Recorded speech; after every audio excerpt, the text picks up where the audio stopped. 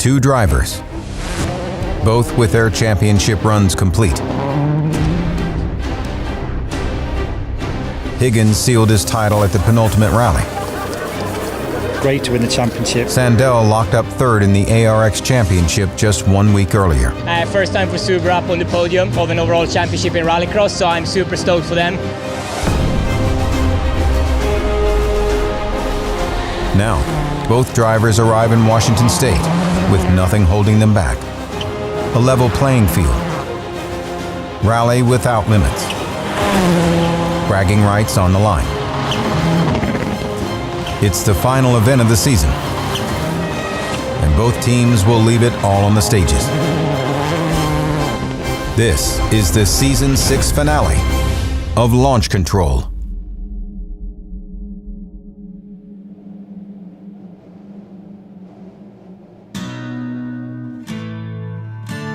Washington State, where the final battle of the teammates is set to start. This is one of the benefits that the Swedes have, that they are all blonde, so their moustaches don't come through as horrendously as this one. So they're already winning so far today, but hopefully we can get our own back on the stages. It's a little fun between the teams after fighting for victories all year. Early Movember, or a tribute to the team's fearless leader. It's a little humor before the final showdown begins. Just looking forward to going out with no pressure. We don't get that very often, to be honest. But normally, even when we've not got the best competition, you've still got the pressure that you've got to bring it home for the team. So going into off-season now, you want to finish it on a high. So we're up for the final event of this rally season, to the Forest Rally, up here in Washington State. It will be my third rally this season. Pretty sure David wants to, get back up on the podium. And the conditions is really like his type of conditions. It feels like I'm in Wales right now, driving on his backyard. So I'm sure he will be fast. But yeah, we just have to go out and have fun, and hopefully we can put down some good stage times.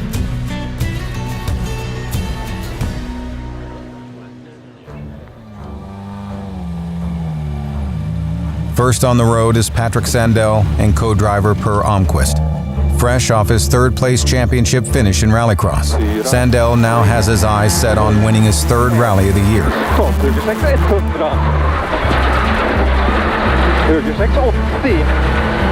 The junior world rally champion is at home in a rally car, and these routes have served him well in America.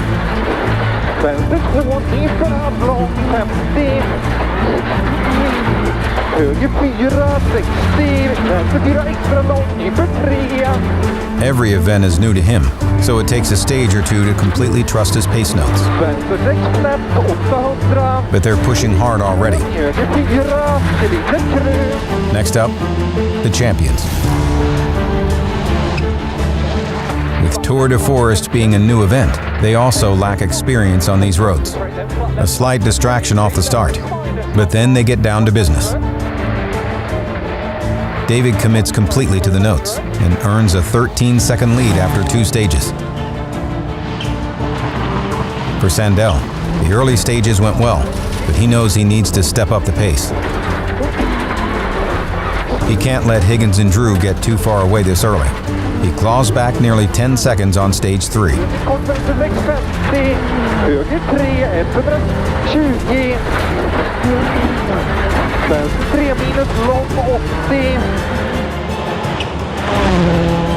With no championship on the line, the straight fight both teams were hoping for is developing. Higgins and Drew respond with another stage win, bumping their lead back up to 6 seconds. The two Subarus close out the opening leg of the rally in first and second.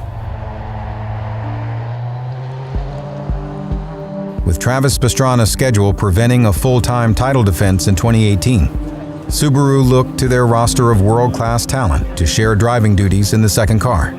This year I'm racing 3 different teammates who've got nothing to lose. We're mixing things up. We have drivers that are very accomplished in rallying, and we want to showcase their efforts as well. It's put me in a pretty difficult position because obviously I want to go out there and show that I can still be the quickest driver, but at the same time I'm the one that's going to have to bag the points and make sure we bring the championship home. With a wealth of rally pedigree, there was little doubt that all the drivers could meet the challenge. but there would be a steep learning curve. Former Subaru World Rally Team driver Chris Atkinson was quick in the opening round, but one pass recce, combined with the high-speed roads at STPR, would leave him on the back foot. It's just inevitable. You're going to have the odd lift where you're not quite sure whether the note's 100%. And it's those ones between flat in 6 and not quite flat in 6 that make the difference. Pastrana would once again push his teammate to the limit. It's going to take some kind of an issue with David for us to win, but we're going to keep pushing to try to give him the best chance of having it. But Higgins and Drew weathered the attack. Those guys, they knew when they had to turn it on. They turned it on, and that was the rally. You know him so well. David Higgins and his co-driver, Craig Drew. It was Patrik Sandell who would prove the biggest challenge. I just have a big smile on my face. It's so amazing to be back in a rally car. For Higgins and Drew, the long-term focus on the championship contrasted with their desire to beat their teammates. When you're accustomed to winning and all of a sudden you've got new drivers up against you in the same machinery as you're driving, the pressure is on. The driver that David is, he always wants to have competition. That's why we get into this sport, because it's all based upon competition. The more you're on top, which David's been here, the harder it is, not the easier it is, because now people expect you to win. But we have to remember that Higgins was here for the long term. Maturity and self-control would prove to be their biggest asset in 2018, leading them to their 7th championship title together. I think, and putting words in David's mouth, that he wants the competition to be level, and then he's happy. Bring it on.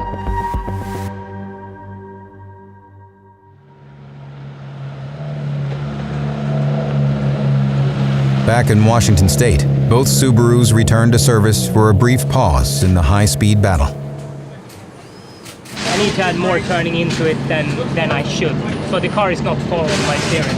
The turn-in is good, I set the car, but then I have to go like that to get a car to turn in. We went for a big push on the first stage of the service and were able to take 10 seconds back. That felt really good.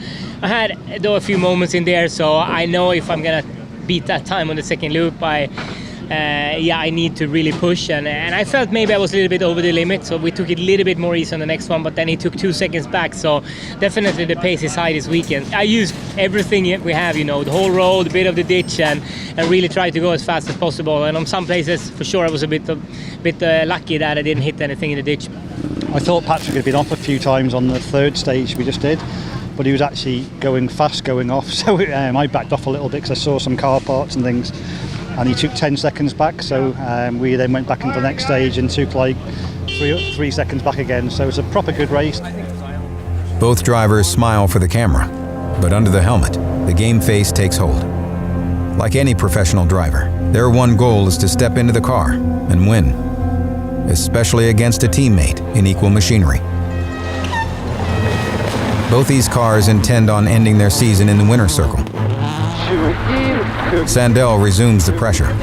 He wants to end the day with a lead and will put everything on the line to make that happen.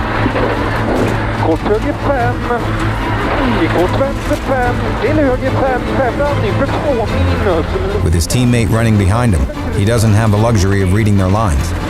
He must rely on experience to set a pace that rides the fine line between speed and disaster. Higgins and Drew are ready for the fight. 3, 2, 1, go. But it's clear they've got a problem. Flat left past junction, is that literally it? Yeah. Oh, you're taking a piss. A mechanical issue sees their lead disappear. All they can do is limp through the stage and hope to regroup. Into left too long. 40. God, this is way worse than I was expecting. They ultimately drop 2 minutes to their teammates by the end of the first day of competition.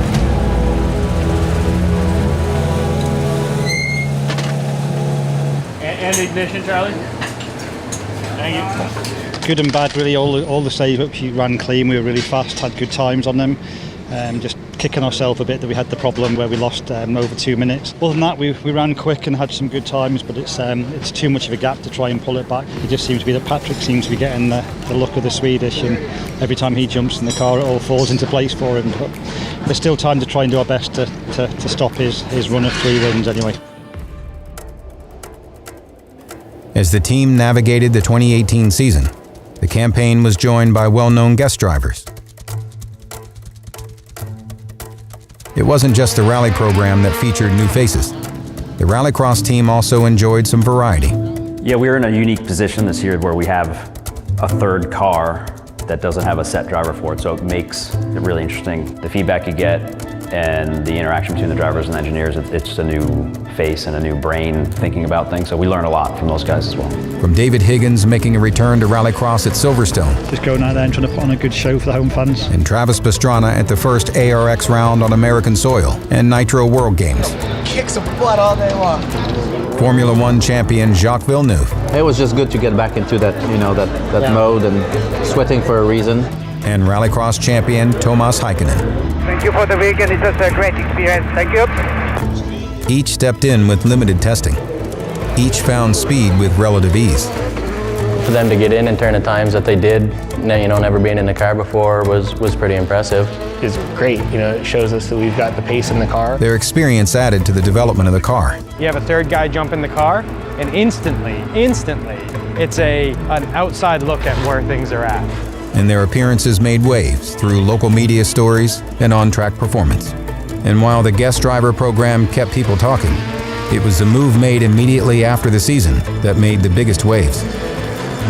The signing of a high-profile third driver for 2019 was kept quiet as the final round came to its conclusion.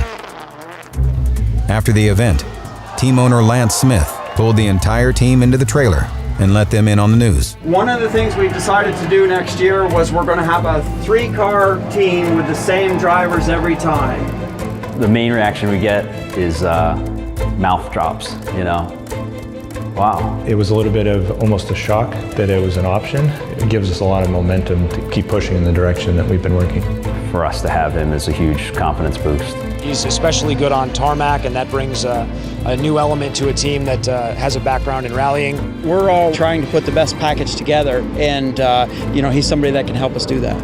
A couple years of some bad luck. It's bound to turn around, and I think things are going to happen for us this year. Yeah, this is a really cool moment where it all begins. The 2019 Rallycross program has been years in the making. This team, filled with resilience and dedication, and with the cars clearly approaching their potential, will mount their biggest push for the Rallycross Championship title.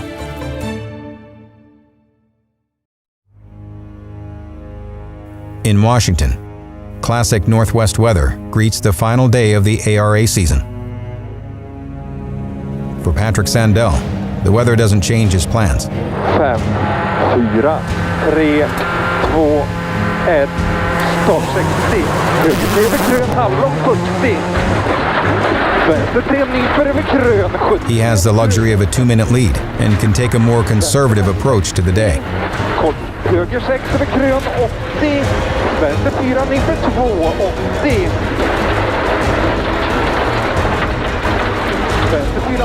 Avoid damaging the car and manage the timesheet through the remaining 44 stage miles. For Higgins and Drew, the mission is the opposite. Go right 3 plus, opens 4. And make left 3 plus over crest. They need to increase the pressure and push Sandell into a mistake. It's a long shot, but it's the only play they have left. And right 4 minus, 40. Right 5, left 6 over crest, and right 4 long neat. The number 75 Subaru is back in form. 3 plus 3 dip.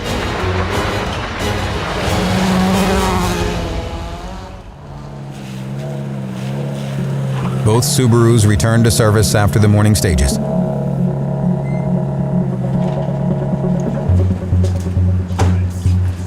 Very wet this morning. First stage was really good. Second stage as well that one was tricky because it was grass in the middle of the road the whole time. So as soon as you kind of went a little bit sideways. The rear just snapped and you went completely sideways. But still, I took it a bit easy, it was still fine. Last stage, I stalled the engine in one of the hairpins, so I lost maybe 10 seconds there. But except that, it's been a good morning, just try to control the lead and bring it home. It's been one of the great stories of the season. No one ever doubted Patrik's rally pedigree, but the ease in which he got up to speed on the American stages was impressive. Yeah, really difficult first loop, to be honest. We've still experienced some issue with the drivetrain. So if we use the handbrake and then let go of the handbrake, we have no drive at all. It's certainly making it pretty sketchy and giving us a few moments out there. But our times have been good, but it's not easy for sure.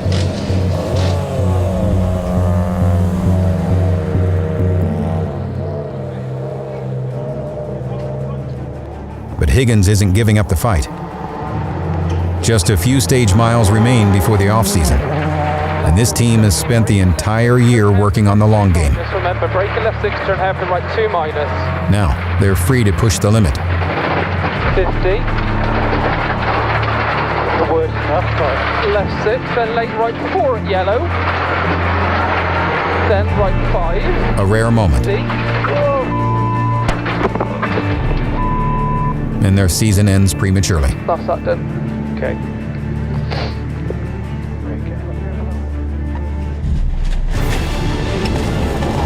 Sandell, unaware of his teammates' misfortune, pushes on to his third win of the season. 560. Till vänster 480. Mål till höger 4. Till vänster 3 halvlång. Ja! Bra jobbat här. 3 in a row. Batteri har tagit slut. As one team celebrates on the West Coast, another major milestone occurs on the other side of the country. The rallycross trucks have completed their journey from Texas to Vermont and arrive at their new home for the first time. With construction now complete, this building represents more than just a new roof over their heads. It's the manifestation of the building blocks that have been laid, layer by layer. Congratulations to our overall winners! If you miss the extremes, it's bad. It's a whole new world for rallycross. And we just have to keep fighting now. Building blocks that took decades to conceive and years to build. And we'll build on this for the future of the company. Rallying and rallycross deserves a building this big, and never in the 50 years I've been involved in rallying, no way have we ever been that big. I think it's going to allow us to up our game. I mean, everything that we do well, I think we're just going to try and do better. It's a beautiful space. It's going to be really nice to work in, and I also think it's a great showpiece for Vermont sports car and what we can do. We're looking forward to it. We're still moving in, but we've got it. It's a good platform, and we hope to be here for a long time. So moving to this building, I think we will be able to do all of our jobs better. Now, as the rally team looks to continue their long run of championships, the rallycross program is poised for its greatest year yet. Every season has its own tale, but the overarching story of this team, this dedicated group, homegrown and world-class, is their tireless drive for more. The passion that everybody has for the sport and trying to push the cars to be better and doesn't get boring. It's always a new day. There has to be the passion for the motorsport and the drive, and otherwise we wouldn't do it. I think the adrenaline level of when you go to a race and you know the struggle of getting there and then you have success, it draws you back to do it again. It's not like going to an office where you're in a cubicle looking at a screen every day. It's always changing. It's something that you do because you enjoy doing it. It's not really a job. It's kind of who you are more than anything. It all collides in 2019. The possibilities are the brightest they've ever been. Not only are we coming back with a bigger and better lineup next year, we're coming back with a whole new team look, basically going back to the colors that people associate with the Subaru brand. We're gonna look like Subaru. No doubt in my mind, this is a year for Subaru and Vermont sports car. I can't wait. I just can't wait till tomorrow, you know? Let's start again. Let's keep going. So it's good. This is Launch Control.